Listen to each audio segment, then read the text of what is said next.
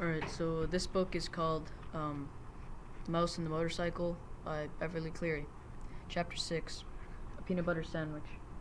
I told you to be careful, scolded Keith when his parents had gone to dress and Ralph had crawled down to his arms and his hands. It wasn't my fault the door blew shut. Ralph jumped from the hand to the bedspread, though Keith was a friendly boy, even a generous one. Ralph still did not feel the skin against his paws.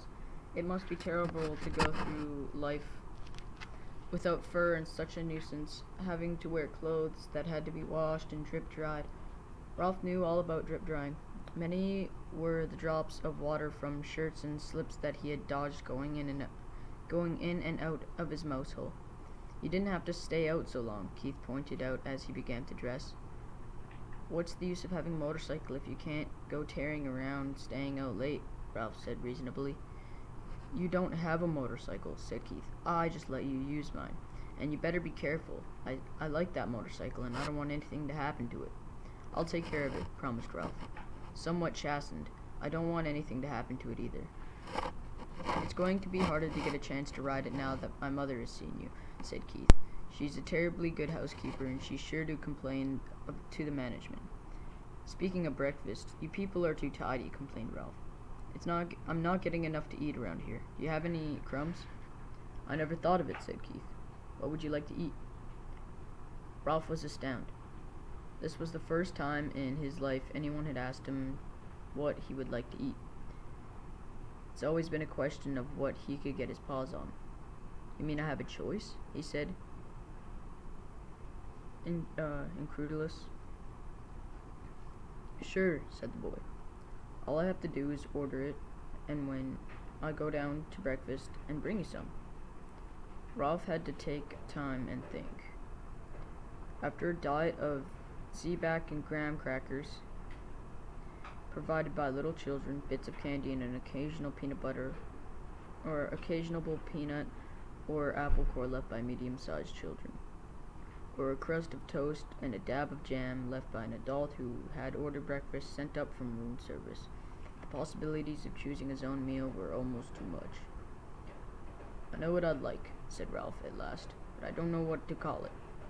Once some people who said they were almost out of money stayed in these rooms.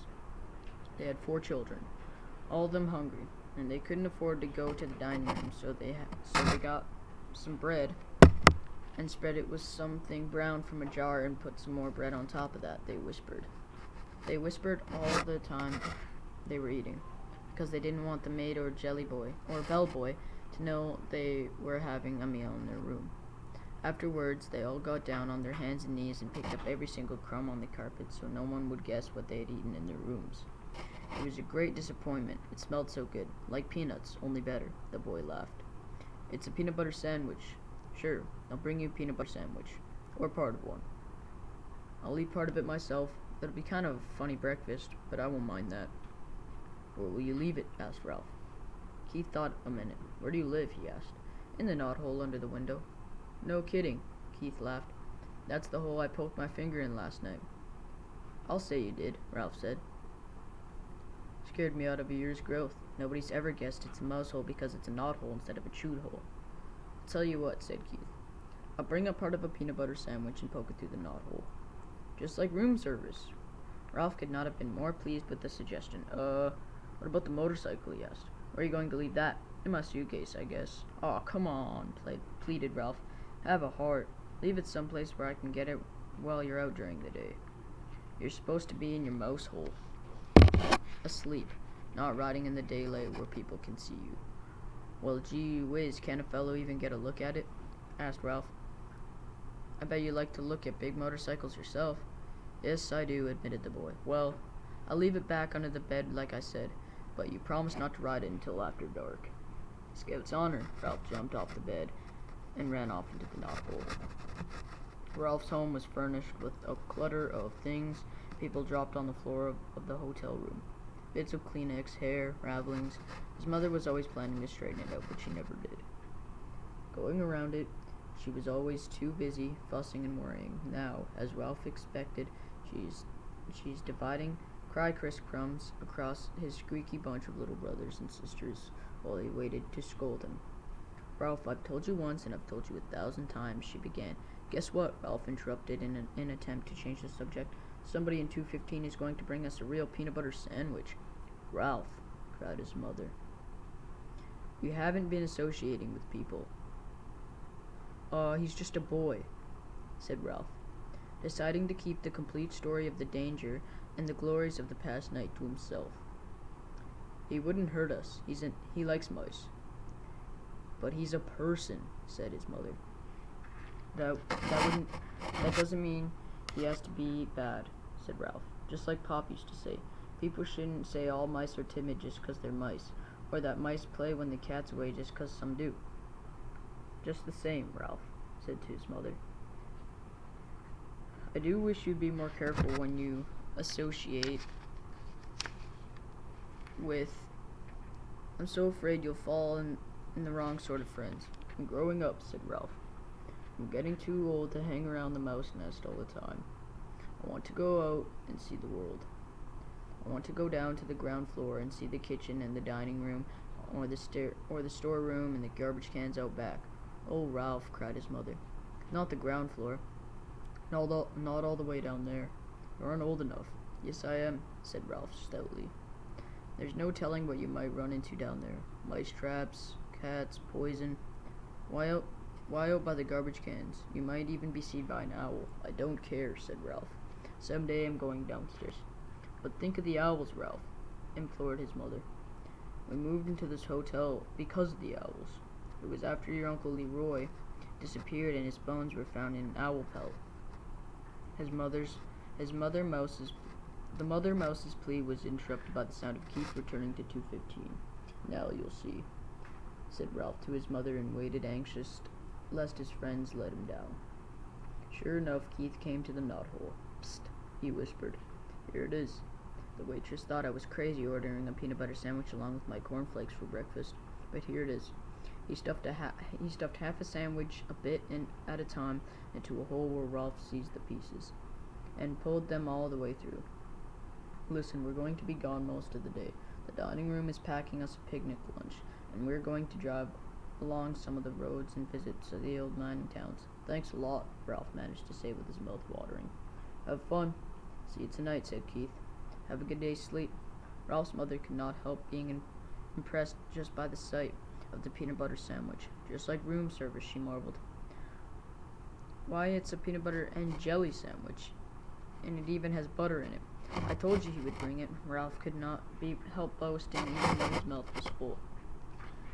After sharing his feast with his squeaky little brothers and sisters, all of whom had trouble with peanut butter sticking to their teeth, Ralph curled onto a heap of shredded Kleenex and took a good long nap. When he woke refreshed, his first thought was the motorcycle. He wondered if Keith really had remembered to leave it under the bed. He yawned and stretched and left by the way of the knothole. Room 215 was just as Ralph had last seen it. The bed was not been made. There's no fresh towels by the wash basin. Ralph ducked under the sheets and blankets that had tumbled off one side of the bed, and there, in the dim light, he caught the gleam of chromium exhaust pipes. Keith had trusted him after all. He walked across the carpet and took a hold of the hand grips once more. They felt just right in his paws. He longed to be off, speeding around the threadbare spots on the carpet. But a promise was a promise. Keith had kept his promise about the peanut butter sandwich. Ralph would keep his promise about riding the motorcycle in the daytime. About not riding a motorcycle in the daytime. He tried to satisfy himself by walking around the motorcycle in the dim light under the bed. Admiring all against the sleek design of the machine, Ralph was lost in admiration and daydreams of speed and power when suddenly the door opened and the maid entered. It was too late to make a dash for the mouse hole. The maid stripped the blankets and sheets from the bed, shedding unwelcome light on Ralph and the motorcycle. Her feet and white sneakers moved lightly as she gathered up sheets and pillowcases and towels and dropped them with a soft plop beside the open door. The next thing Ralph knew, he was hearing familiar and dreaded footsteps coming down the hall. Steps he had learned to fear when he was a tiny mouse. It was the head housekeeper, the woman who was in charge of all the maids in the hotel. He recognized her steps, and he recognized her shoes stout, sensible black Oxfords. Nothing was ever clean enough for the head housekeeper, and Ralph's whole family lived in dread lest to discover the mouse hole. Now he held his breath, hoping she would go on down the hall, but no, she stepped into room 215. Good morning, Marjorie. The housekeeper spoke crisply to the maid. Be sure to clean 215 and 216 very thoroughly this morning. There's been a complaint from the guests. They suspect mice. Yes, ma'am, said the maid. Look behind all the drawers, she continued the housekeeper, and the corners of the closets. Please report any evidence of mice. And be sure to vacuum under the beds. You've been getting careless lately. With that, she walked briskly down the hall. Old Grouch, muttered the maid, as she reached into the hall for something that produced a sound that struck terror into Ralph's heart.